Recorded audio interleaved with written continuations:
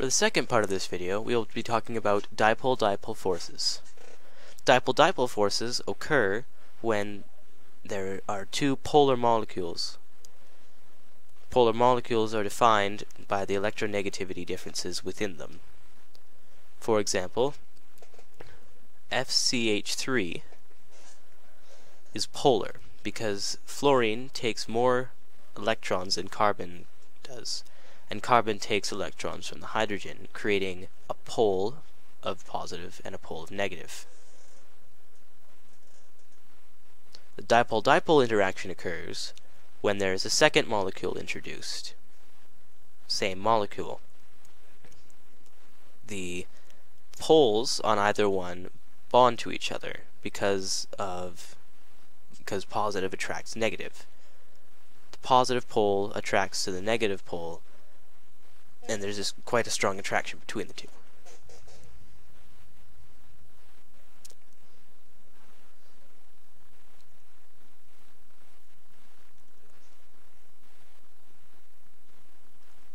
The strengths of a dipole-dipole are dependent on the electronegativity differences. The stronger the more polar a molecule is, the stronger the dipole-dipole interactions between them.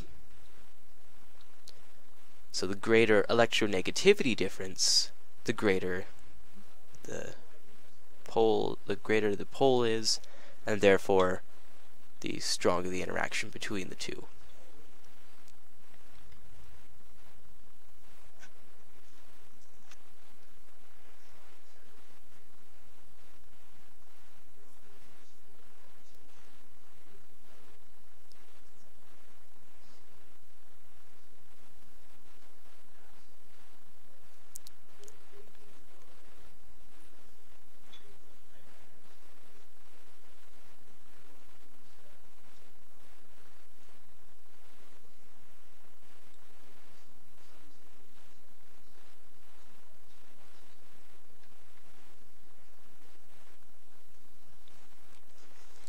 The properties of a dipole-dipole bond are different depending on how strong it is, but the boiling and melting point change based on how strong the dipole-dipole bond is. The stronger the dipole-dipole bond, the higher the boiling and melting points.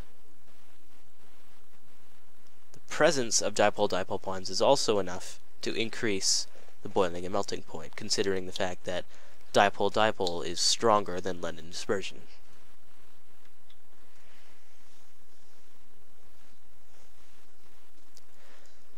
While London dispersion focuses mostly on the mass, the size of a molecule, dipole-dipole focuses on the polarity, which is a stronger force than surface area.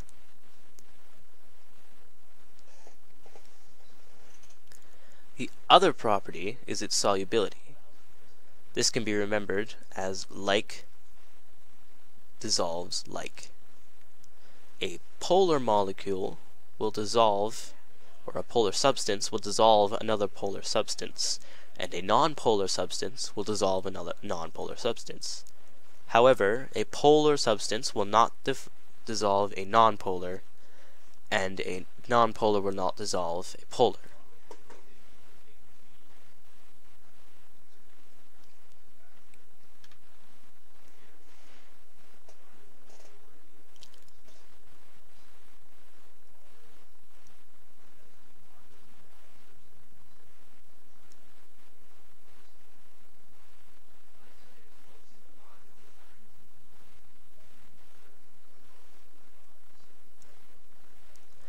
The second part of this part, we will be talking about hydrogen bonds, which are a special case of dipole-dipole bonding.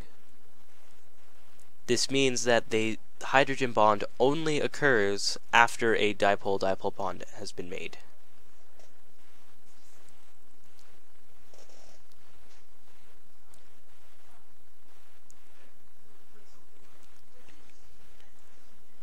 This occurs when hydrogen bonds with or is in the same equation as nitrogen, oxygen, or fluorine.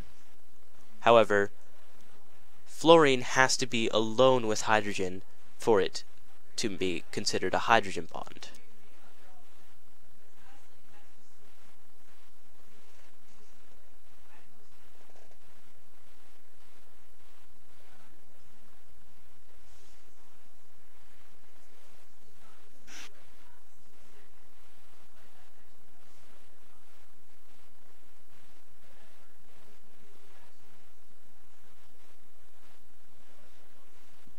For example, nitrogen and hydrogen bonded together does create a hydrogen bond.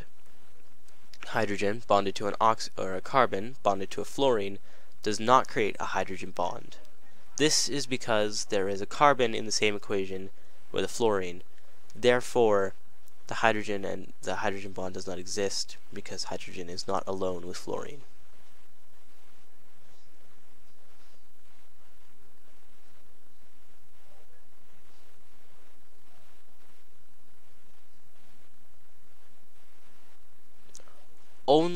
Remember that this is a dipole-dipole interaction specific case.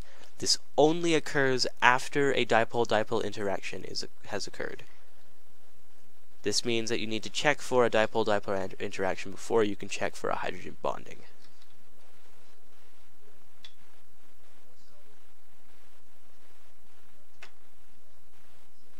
This example is false.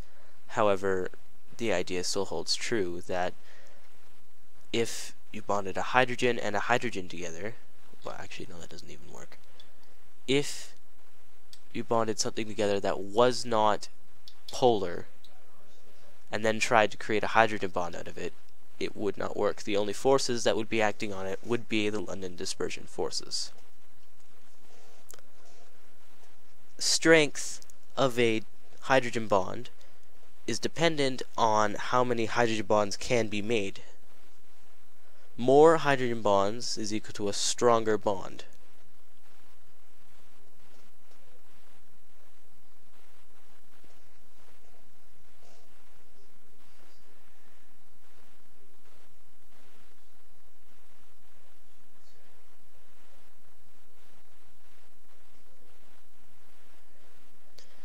An example would be oxygen bonded to a hydrogen bonded to another oxygen.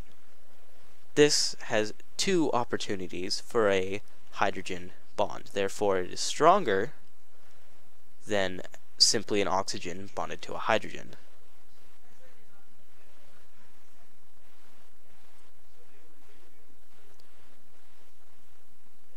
The more oxygens in an equation, the more connections that can be made.